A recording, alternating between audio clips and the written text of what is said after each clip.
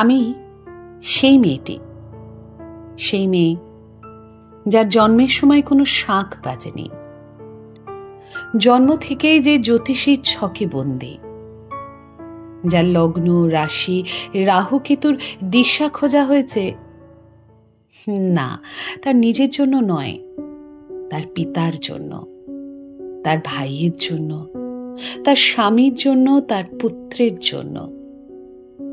কিন্তু যার গর্ভ থেকে আমার জন্ম, সেই মায়ের কথা বলেনি কেউ। আমি সেই মেয়েটি, সেই মেয়েটি যে জন্ম থেকে বিবাহের জন্য বলি প্রদত্ত, যার বাইরের চেহারা, চোখ, নাক, মুখ, ত্বক, চুল, রং নিয়েই দর কষাকষি। কালো না ফর্সা, খেঁদা না টিকালো, লম্বা না বেঁটে, কুতকুতে না টানা টানা, যার মাথার বাইরেটা নিয়েই সকলের ভাবনা, মাথার ভিতরটা নিয়ে কারো কোনো মাথা ব্যথা নেই। আমি সেই মেয়েটি যে ছোটবেলা থেকে শুনেছে জোরে জোরে কথা বলতে নেই, ছুটতে নেই, চেঁচাতে নেই, হাসতে নেই, এমনকি কাঁদলেও তা লুকিয়ে লুকিয়ে। আমি সেই মেয়েটি যাকে বলতে নেই খিদে পেয়েছে, ঘুম পেয়েছে, ইচ্ছে করছে না, ক্লান্ত লাগছে, আর পারছি না, আর পারছি না। আমি সেই মেয়েটি খেলার জন্য যার হাতে তুলে দেওয়া হয়েছে পুতুল, পুতুলের আদল পাবার জন্য, পুতুলের সংসার বানাবার জন্য। আমি সেই মেয়েটি যে গত কোনো শতাব্দীতে 5 বছর বয়সে মালা দিয়েছে গঙ্গাযাত্রীর গলায়, কুলীন ব্রাহ্মণের 365তম স্ত্রীর অন্যতমা হয়ে স্বামীর গরবে হয়েছে গরবিনী। একাদশীর দিন অবুঝ দশমীর বালিকার তৃষ্ণায় আটক ঘরের মাটি লেহন করতে করতে প্রাণ ত্যাগ করেছি।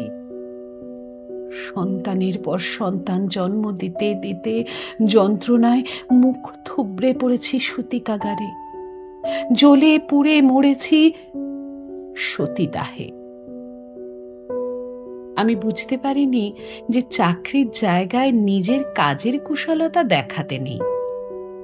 আমি বুঝতে পারিনি যে আমার প্রেমিককে তার প্রেমপত্রের বানান ভুলগুলো ধরিয়ে দেওয়াটাই আমার ভুল হয়েছিল। আমি বুঝতে পারিনি যে আমি যদি কবি হতে চাই, আমার বন্ধুরা বলবে ওটা কবিতা হয়নি, পদ্য হয়েছে। আমি বুঝতে পারিনি যে 20 শতাব্দীর শেষ সীমানায় এসে দাঁড়িয়েও এই পুরুষ শাসিত সমাজ বুদ্ধিমতীদের জন্য অপ্রস্তুত।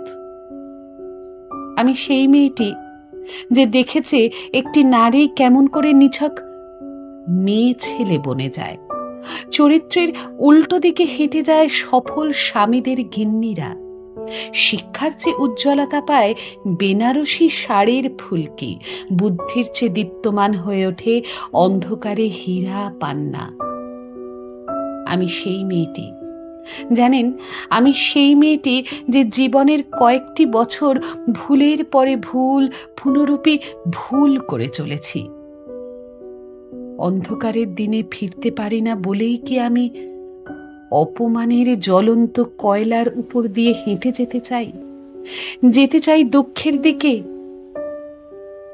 আমি প্রণাম জানাই সেই প্রথম আগুনকে, যার নাম বর্ণ পরিচয়, সেই অগ্নিশুদ্ধ পরম্পরাকে, সেই সব পুরুষ রমণীকে যারা 19 শতাব্দীর অন্ধকারের হাতলে জ্ঞানের আলো জ্বালিয়ে এক জন্মে আমাকে জন্ম জন্মান্তরের দরজা খুলে দিয়েছে। আমি আজ প্রেমের জন্য ফেলে যাচ্ছি আরাম, শোকার্জিত সাকান্যের জন্য ফেলে যাচ্ছি কৃতদাসের চর্পচস্য, জেগে থাকার জন্য ফেলে যাচ্ছি ভাত ঘুম, যন্ত্রণার জন্য ফেলে যাচ্ছি সুখ, জ্ঞানের জন্য ফেলে যাচ্ছি অন্ধতা, আনন্দের জন্য ফেলে যাচ্ছি সাফল্য, অমৃতের জন্য ঐশ্বর্য। আমার হাতে জ্বলছে দিশারীদের শিক্ষার মহান আগুন। আমি সেই মেয়েটি। আপনারা নিজের দর্পণে দেখে আমাকে চিনুন, আমাকে চিনুন, আমাকে চিনুন। আমি সেই মেয়েটি।